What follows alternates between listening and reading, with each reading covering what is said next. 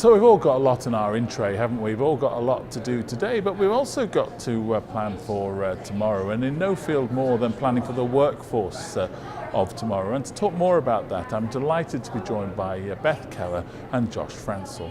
Well, first of all, thank you very much indeed for taking the time to talk to us today. We very much appreciate that. So your report, Workforce of Tomorrow, tell us a little bit about it. Well, the impetus for this report really came from the Local Government Research Collaborative and also an awareness within our profession that the world is changing faster than perhaps a lot of people realize.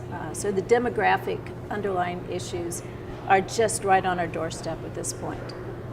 And what are some of those issues then? What issues do local government face in empowering the next generation?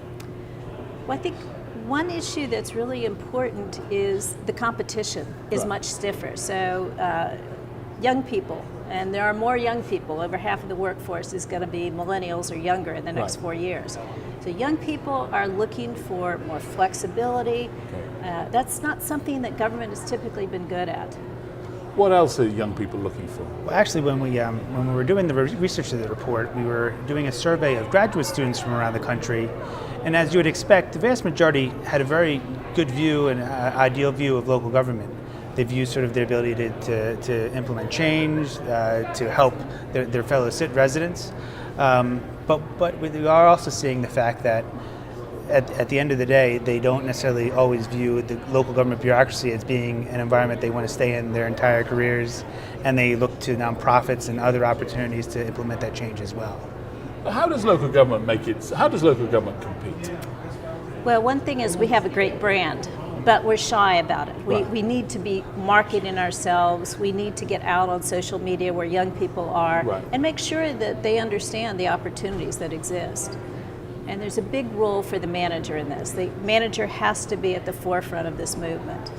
But you talk about, you mentioned the word there, bureaucracy. That's not going to appeal to young people coming through, is it? You don't come out of college and say, do you know what, I want to join the bureaucracy.